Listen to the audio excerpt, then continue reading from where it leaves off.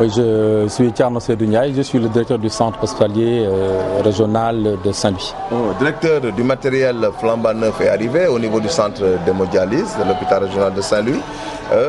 Du matériel qui arrive, le personnel qui ne suit pas, certaines plaintes et complaintes, n'est-ce pas, du corps médical. Qu'est-ce que vous pouvez dire?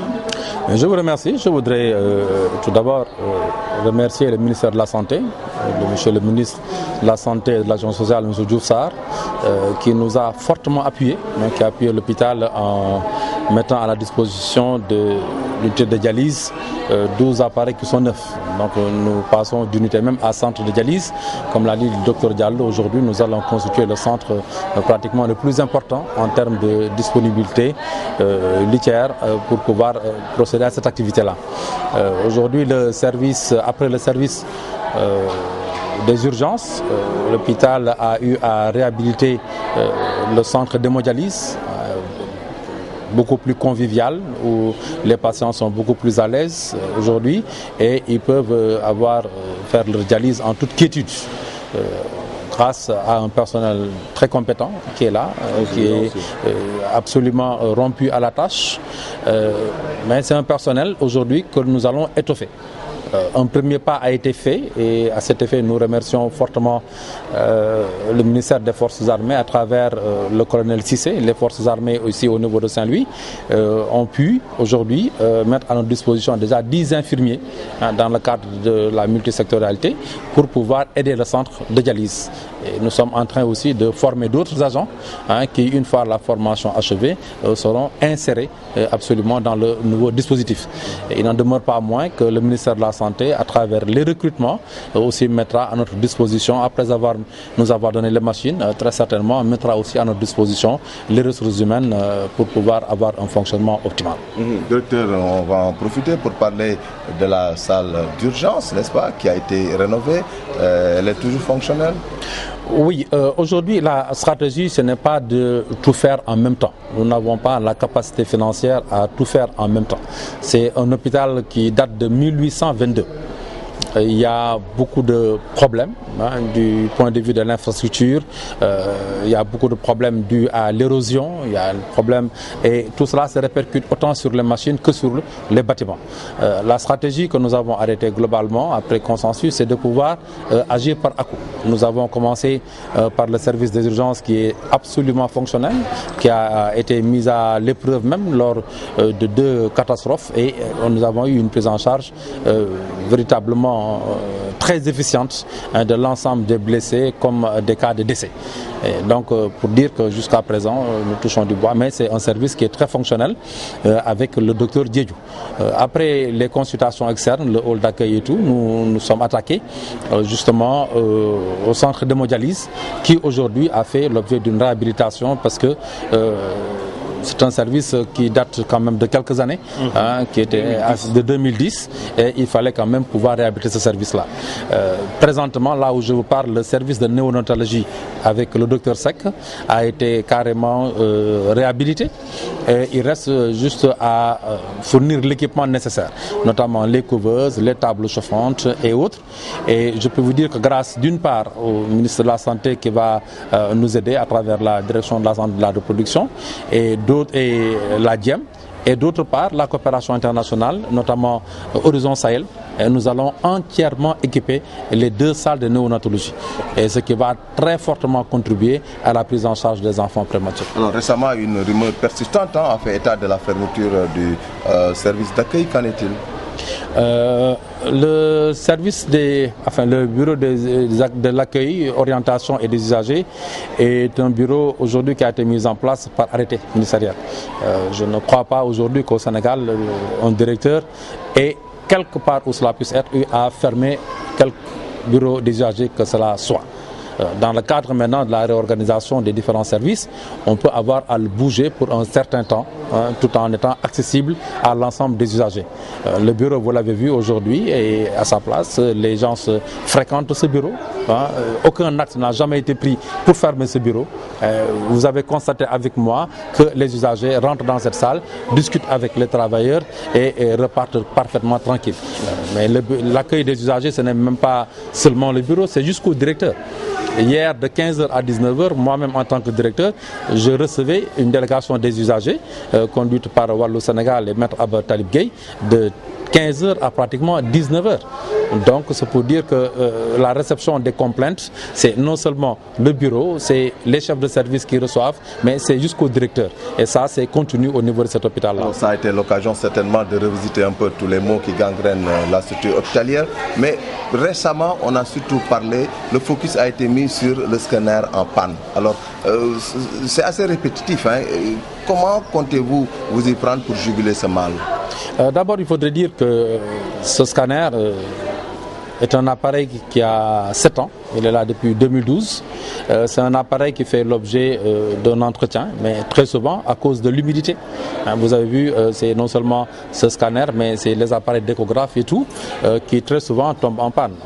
Même pour Chaïté, on dit que même les téléviseurs au niveau de Gormbach et tout, très souvent à cause de l'air ambiant, connaît des difficultés. Mais dès que nous avons été avisés de la panne, cela signifie le mercredi, nous avons pris les mesures nécessaires. Et dès le vendredi, comme nous avons eu à l'affirmer, effectivement, le scanner est en marche. Et d'ailleurs, je crois que les populations saint-louisiennes ont pu le constater. Le scanner fonctionne parfaitement. Au niveau du laboratoire aussi, toutes les analyses aujourd'hui sont en train d'être faites. Nous avons même acquis par le biais du ministère d'autres appareils qui aujourd'hui sont fonctionnels. Et notre volonté, c'est de faire toutes les analyses aujourd'hui au niveau hospitalier. Un dernier mot peut-être pour apaiser la crainte des malades. Je ne crois pas qu'il y ait de crainte au niveau des malades parce que je crois que c'est un hôpital à l'image des autres hôpitaux où aujourd'hui la direction est accessible, où les médecins chefs de service sont accessibles. Mais c'est un hôpital aujourd'hui qui a besoin de réhabilitation. Le ministre nous l'a dit et l'a inscrit dans notre lettre de mission. C'est un hôpital qui aujourd'hui doit être davantage humanisé. Aujourd'hui où davantage équipé. Alors, Monsieur le Président de la République a eu une adresse très forte dans le cas avec BP en demandant à ce que même à ce niveau international qu'une préoccupation soit donnée à la réhabilitation de l'hôpital. Donc au-delà de ça, avec la CME, avec le conseil d'administration, avec le conseil départemental et les autorités, notamment monsieur le maire et tout, nous sommes en train de réfléchir à vraiment la perspective non seulement d'une réhabilitation, mais à la mise en place même de SAU annexes. Quid du climat social? Quel rapport entretenez-vous avec les syndicats? Mais les syndicats dans cet hôpital sont nos partenaires. Ce sont nos partenaires. Nous sommes dans le cadre d'un dialogue très constructif. Et aujourd'hui, je crois qu'ils peuvent vous-même vous certifier qu'ils sont au courant de ce qui se passe dans cet hôpital-là. Nous tenons régulièrement des réunions avec eux. Ils sont présents dans le cadre du conseil d'administration. Nous leur devons des mois, des impayés. Nous sommes en train de faire des efforts pour cela. Ils l'ont compris, nous l'avons compris. Nous sommes en train aujourd'hui de tout faire pour que tous les appareils marchent au mieux, pour que l'hospitalisation soit davantage humanisée, ce qui nous donnera plus de moyens pour pouvoir au moins aujourd'hui les satisfaire en même temps les patients et satisfaire les accompagnants. Voilà, directeur, lu gàtt rek ñoo ngi ci centre hémodialyse bi am na matériel bu bees waaye itam personnel bi moom manqué na docteur sax wax na ko léegi.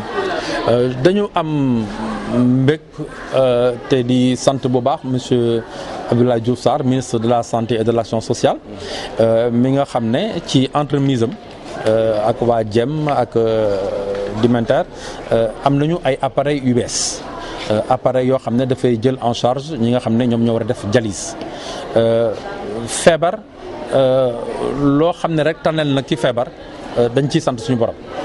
kon tey jii suñu amee liste d'attente boo xam ne gudd na ñu ciy xaar ci xarañam ñu dem ba am ay appareils yu bees dafay nekk soulagement pour ñi nga xam ne tey ñoom ñoo am jàngoro jooju. Service bi defaraat nañ ko parce que 72 lañ ko inauguré woon beesalaat nañ ko humaniser nañ ko appareils yi defar nañ chambre yëpp ñu climatiser yooyu yëpp tey jii ku ci ñëw di nga xam ne que dugg nga ci centre dialyse boo xam ne tey mën nga ca nekk ni nga xam ne noonu nga ca war a nekkee.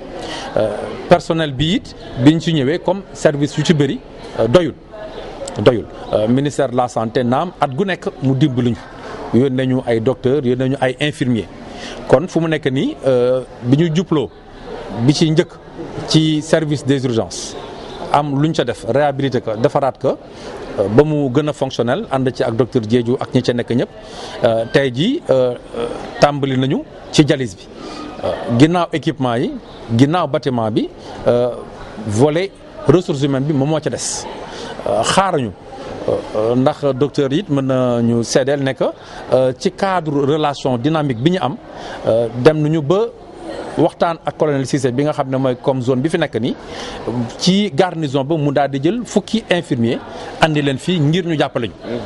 yemuñu ci it ci personnel bi jël nañu fi fukki nit yoo xam ne ñu ngi leen di former ngir ñoom it su armée retiré woo ñooñu ñu mën a sukkandiku jàpp ci liggéey bi. daal yéen a ngi def ay jéego. kon yoo xam ne it ñoom it nangu nañ ko ne jéego ya am na te ginnaaw loolu it am nañu yaqin.